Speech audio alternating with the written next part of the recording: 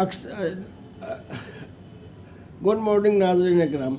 अक्सर मेरे सब्सक्राइबर जो हैं कभी कभी पूछते हैं कुंडली के बारे में भी कि मैच कर रहा है या नहीं, विवाह कैसी जगह करना चाहिए, कितना मैच होने पर। तो है ऐसा कि आपके सामने जो कुंडली नज़र आ रही है इसी का मैच हम बता रहे हैं। इस सिलसिले में मैरिज शुभ है या अशुभ है, क्या क्या स्कोप है इसमें। गर्चे इसमें 21 गुण मिल रहा है लेकिन लड़की मंगलिक है। इस बिना पर हम कुछ मंगल विचार आपके बारे में शेयर करना चाहते हैं। मंगल विचार भकुट विचार से क्या क्या कठिनाई हो सकती है, जो होगा अल्लाह के हुक्म से होगा। लेकिन हम भृगु शास्त्र अनुसार मैं चंद बातें आपके साथ शेयर करना चाहता हूँ कुंडली मैच के सिलसिले में। है इस तरह से, जब हम किसी की शादी का विचार करते हैं, कुंडली जब हम मैच करते हैं तो उसमें मंगल का विचार देखा जाता है, ज़रूरी है, और भकुट को भी देखा जाता है और नाड़ी देखा जाता है। ऐसे तो 12 भाव को देखा जाता है, लेकिन सबसे ज़्यादा इम्पोर्टेंट होता है नाड़ी, भकुट और मंगल विचार।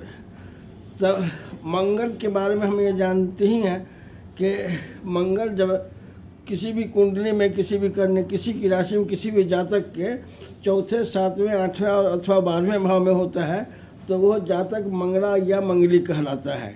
तो इसके लिए आवश्यक समझा जाता है शास्त्र अनुसार कि उसकी शादी भी मंगला और मंगली के साथ हो। मेल है तो मंगली के साथ हो, फीमेल है तो मंगला के साथ हो। बहरहाल ये सब बातें भृगु शास्त्र अनुसार मैं बता रहा हूँ। इसके इस्लामिक से कोई तो सरोकार नहीं, साइंटिफिक नज़र, एस्ट्रोनॉमिकल इसे कोई लगाव नहीं। लेकिन हाँ, एस्ट्रोलॉजिकल सिद्धांत पर यह मेरे विचार जो है आधारित हैं भृगु संहिता के हिसाब से।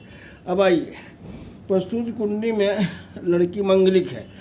एक दोष हुआ। दूसरा दोष ये हुआ कि भकुट दोष है, यानी भकुट नहीं मिल रहा है, लेकिन नाड़ी दोष नहीं है। कुल मिलाकर 21 गुण मिल रहा है। 21 गुण मिलने पर विवाह वर्जित नहीं है, विवाह किया जा सकता है। लेकिन उसके साथ साथ भकुट का होना ज़रूरी। भकुट का जो इम्पोर्टेंस है वो इसलिए मिलाया जाता है कि मैरिज लाइफ में कंजुगल लाइफ जो है कंपेटिबिलिटी ठीक रहनी चाहिए। तो अगर भकुट नहीं मिल रहा और भकुट दोष है अथवा, तो उसमें यह होता है कि कंजुगल लाइफ डिस्टर्ब होती है, कंजुगल लाइफ शांतिपूर्ण नहीं होती है और उसमें कभी कभी प्रोग्रेस में कठिनाई बाधक होता है। इसलिए हम भकुट का ही विचार करते हैं। अमंगल दोष जो है आयु को छीन करता है।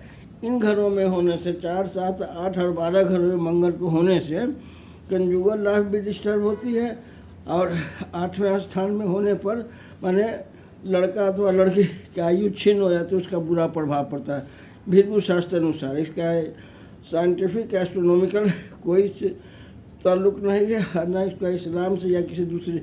ये वही लोग कुंडली मिलाते हैं जो इसमें विश्वास रखते हैं, जो इस शास्त्र में विश्वास रखते हैं। ये सिर्फ उन्हीं के लिए है जो शास्त्र अनुसार कुंडली का मिलान को विवाह के लिए आवश्यक समझते हैं। दूसरे को इससे कोई कंसर्न नहीं है। बहरहाल मैं भृगु सिद्धांत के हिसाब से चंद बातें आपके साथ शेयर कर रहा हूँ। मंगली दोष होने के कारण विवाह युक्त नहीं है, साथ साथ भकुट दोष भी इसमें मौजूद है, अतः विवाह। तीसरी सबसे इम्पोर्टेंट बात है, जब कोई भी ग्रह अष्टम भाव में होता है और उस भाव किसी भी भाव का स्वामी हो, जब अष्टम भाव में होता है तो उस भाव का नाश करता है जिस भाव का वो स्वामी है। तो यहाँ अष्टम भाव में, दोनों के अष्टम भाव में ग्रह विद्यमान है, तो अथवा उन भावों को कमज़ोर करेगा जिस भाव का स्वामी है। किसी ग्रह का अपने भाव से अष्टम चला जाना अथवा किसी भी ग्रह का अष्टम भाव में आ जाना, इससे यह होता है कि उसके फल में पूर्णता नहीं होती है, छिन्न हो जाता है। अतः सब कुछ ठीक रहने के बावजूद भी जो कुंडली मिला के विवाह करते हैं उनके लिए ये शुभ संकेत नहीं है।